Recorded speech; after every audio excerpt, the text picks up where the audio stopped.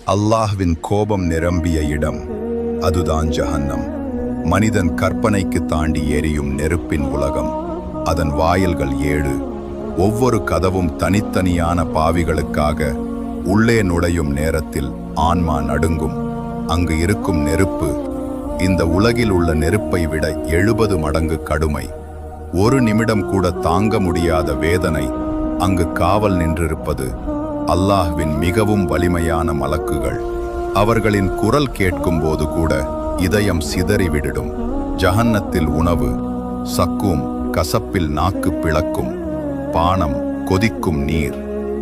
உள்ளே போகும்போது முகத்தையே எரித்துவிடும். தோல் எறிந்தால் அல்லாஹ் அதை மீண்டும் உருவாக்குகிறார். தண்டனை எப்போதும் உணரப்படுவதை உறுதி செய்ய அந்த தண்டனையில் இருக்கும் மக்கள் அழுவார்கள். யா அல்லாஹ், எங்களை வெளியே அனுப்பு. நாம் மீண்டும் பிழை செய்ய மாட்டோம். ஆனால் கதவுகள் மீண்டும் மூடப்படும். அவர்களின் குரல்கள் தீக்காற்றில் கரைந்துவிடும்.